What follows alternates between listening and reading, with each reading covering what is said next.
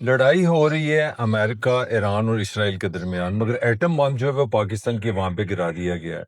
کمال ہو گیا کہ ایک رات میں اس حکومت نے 55 سے 56 روپے ڈیزل اور پیٹرول کی قیمت میں جو اضافہ کیا ہے، وہ ایک سچ مچ کا ایٹم بم ہے پاکستان کی عوام پہ۔ اس مہنگائی سے، اس اضافے سے 1 لیٹر میں تقریباً 105 روپے جو ہیں وہ صرف لیوی ہیں۔ ایک ٹیکس میں آپ کو بتا رہا ہوں، 105 روپے فی لیٹر یہ اس سے کمائیں گے۔ تو حکومت نے بجائے کہ عوام کو کوئی ریلیف دے، معاشی حالات اچھے نہیں ہیں، بے روزگاری ہے، ایک مایوسی ہے، اکانومی کھڑی ہے، اور اس میں جناب کھڑے کھڑے انہوں نے کا شکر کیا ہے کہ ایک وار پہلے 2 4 دن ایک بحث کی ہے، لوگوں کو تیار کیا کہ جناب بہت خطرناک کام ہو گیا ہمارے پاس، ویسے تیل ہے، گھبرانے کی کوئی بات نہیں۔ اب بچے بچے کو پتہ ہے کہ یہ جو تیل اس وقت ہمارے پاس حکومت کے پاس ہے، وہ ابھی صبح صبح نہیں پاکستان سمندری راستے سے پہنچا، وہ 15 دن مہینہ پہلے خود ہمارے جو وزیر خزانہ وہ بتا چکے ہیں کہ ہمارے پاس 1 مہینے سے زیادہ کا سٹاک موجود ہے۔ تو آپ یوں اندازہ لگا لیں کہ اندازے کے مطابق تقریباً 100 سے 115 20 ارب روپے آپ نے بیٹھے بیٹھے وہاں پہ ٹیکس لگا دیا ہے۔ لڑائی ہو رہی ہے ایران میں تو ٹیکس آپ نے پاکستان پہ لگا دیا ہے۔ اور یہ ایک ایسا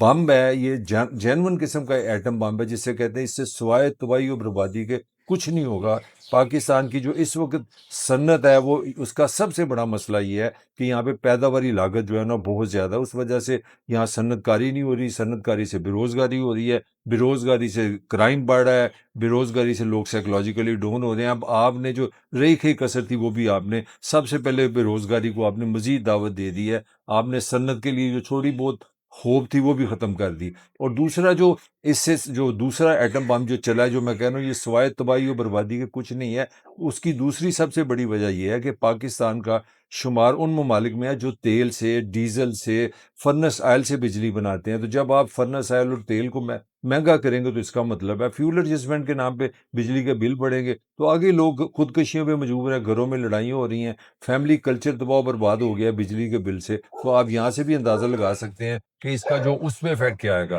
اب آگے چلتے ہیں ٹرانسپورٹ۔ اس زمانے میں غریب سے غریب بندے کے پاس بھی موٹر سائیکل ہے، آپ کا جو کرایہ ہے، دفتر، سکول، آنا جانا، گھومنا، ملنا ملانا، سماجی سوشلائزیشن، ہر چیز ٹرانسپورٹ ہے۔ تو آپ اندازہ لگائیں کہ اس سے کرائے میں اضافہ ہوگا، ٹرانسپورٹ میں اضافہ ہوگا، اور جب ٹرانسپورٹ میں اضافہ ہوگا تو آپ کی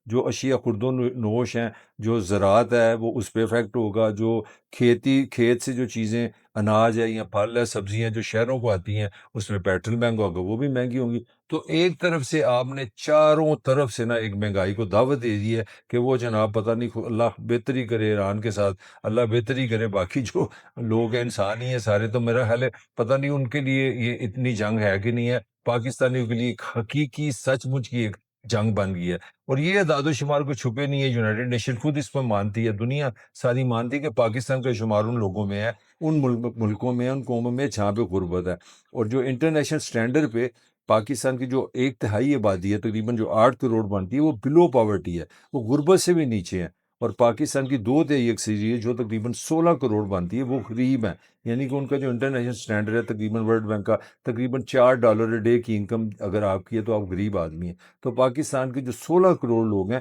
وہ $4 ڈے بھی نہیں کماتے۔ تو اس سے آپ اندازہ لگا سکتے ہیں کہ پاکستان کے عام آدمی کے ساتھ کیا کل کی اس اسٹوری نے اس کا حال کیا کیا ہے۔ جو مہنگا پیٹرول ہے، اس کا جو سمجھ لیں کہ یہ خالی مہنگائی نہیں رہے گی، یہ اس کے لیے نفسیاتی ٹارچر ہے، سائیکولوجیکلی لوگ ریک ہو گئے ہیں، پریشان ہیں، ان کو سمجھ نہیں آ رہی، وہ ملے ملائیں، رشتہ داروں سے ملیں، عید منائیں، شاپنگ کریں کہ کیا کریں کیا نہ کریں۔ تو ایک طرف تو بالکل حکومت نے آپ سمجھ لیں کہ لوگوں کو پیروں کو ایک زنجیر ڈال دی ہے، اور یہ قسم کی جیب کاٹی گئی ہے۔ سیدھی سیدھی بات ہے، اگر آپ نے پیٹرول بڑھانا ہی تھا تو آپ 15 دن بعد بڑھاتے ہیں، اگر 15 دن بھی بڑھانا تھا آپ کو سوچنا چاہیے۔ اب جو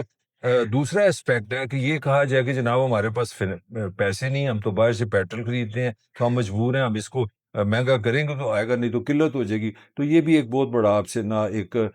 سفید جھوٹ ہے۔ حکومت کے پاس حکومت کیا اخراجات کرتی ہے، حکومت کس طرح پیسے وہاں سے بچا سکتی تھی، انہوں نے اپنے اخراجات پہ ہاتھ نہیں ڈالا، انہوں نے سیدھا سیدھا غریب آدمی کی، پنجابی میں کہتے ہیں گریبان کو پکڑ لیا اور اپنی صورتحال بہتر بنا لی ہے۔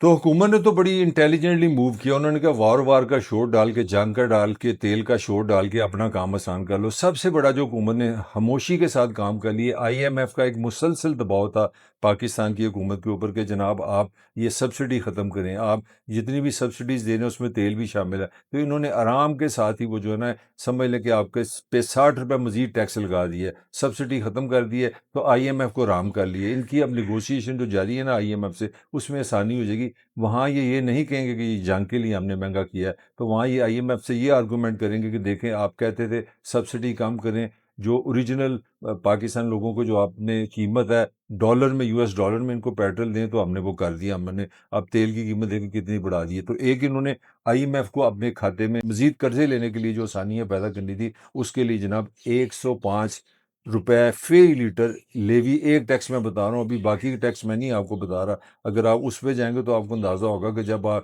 کوئی 350 کا یا جتنے کا بھی آپ 1 لیٹر پیٹرول لیں گے تو اس میں پیٹرول کی قیمت تقریباً ہاف ہوتی ہے، 50% پیسہ دائیں بائیں پروفٹ حکومت ٹیکس سارا کھا جاتے ہیں۔ تو آپ اندازہ لگا لیں کہ آپ کے ساتھ کیا ہو رہا ہے۔ اسی طرح جو اصل سوال تھا کہ حکومت کیا کر سکتی تھی، یہاں سوال یہ تھا کہ اگر حکومت تو مجبور ہے، انہوں نے جناب باہر سے پیٹرول خریدنا ہے اور پاکستان کے لوگوں کو دینا ہے، تو جناب مند حکومت تاجر نہیں ہوتی، حکومت کاروبار نہیں ہوتی، حکومت کا کام یہ ہے کہ وہ دیکھے کہ کسی سوسائٹی میں، معاشرے میں اکثریت کے لیے انہوں نے کام کرنا ہوتا ہے۔ تو حکومت کے جو اپنے اخراجات ہیں وہ میں ایک ہمارے نگران حکومت جو پچھلی بنی تھی اس میں ایک وزیر تھے اپنا گوہر صاحب، وہ بڑے مشہور ہیں، اور وہ اپنا ان کی لاہور میں بڑی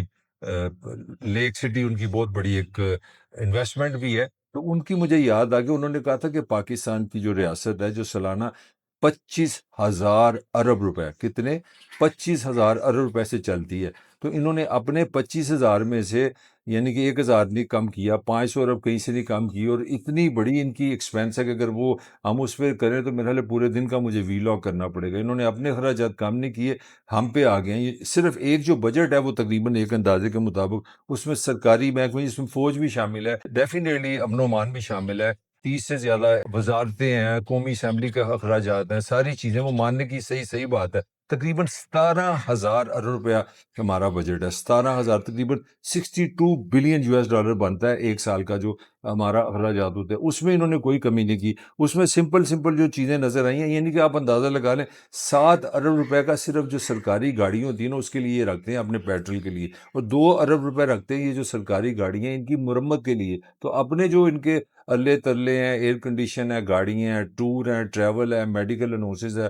باہر سے علاج کرانا ہے، اور کئی جو ماہرین ہیں، جو معاشی ماہرین ہیں، وہ اس بات پہ کنونس ہے کہ پاکستان بڑی آسانی سے کئی منسٹریاں ختم کر سکتا ہے، اور خاص طور پہ جب آپ نے 18ویں ترمیم کر دی تھی، آپ نے تعلیم تھی، آپ نے صحت تھی، بے شمار محکمے آپ نے وفاق سے آپ نے صوبوں کے حوالے کر دی، تو پھر اس کے بعد کوئی ریزن نہیں تھی کہ یہ اس طرح کی جو منسٹری آپ فیڈرل حکومت میں رکھیں۔ تو ہمارے پاس ایسا کوئی 10,000 ایسے راستے ہیں جو حکومت کو سب پتہ ہے، جو ہمارے جو ٹاپ کے لوگ ہیں ان کو سب پتہ ہے کہ بڑی آسانی سے وہ اتنے پیسے وہاں سے بچا سکتے تھے اپنے اخراجات سے، وہ سادگی لا سکتے تھے، وہ گاڑیوں کا استعمال کم کر سکتے تھے، وہ کئی منسٹریاں جو تھی وہ ختم کر سکتے تھے، وہ کئی غیر ضروری کارپوریشن ختم کر سکتے تھے، مگر انہوں نے ایک پرانا جو طریقہ کار ہے پاکستان کی ساری حکومتوں کا ہے، اس میں فوجی حکومتیں بھی شامل ہیں، اس میں نواز شریف حکومت بھی شامل ہے، اس میں شہباز شریف حکومت بھی شامل ہے، اس میں عمران خان حکومت بھی شامل ہے، اس میں بینظیر بھٹو حکومت بھی شامل ہے، جتنے بھی ہمارے سارے ہیں، پی ٹی آئی ہے،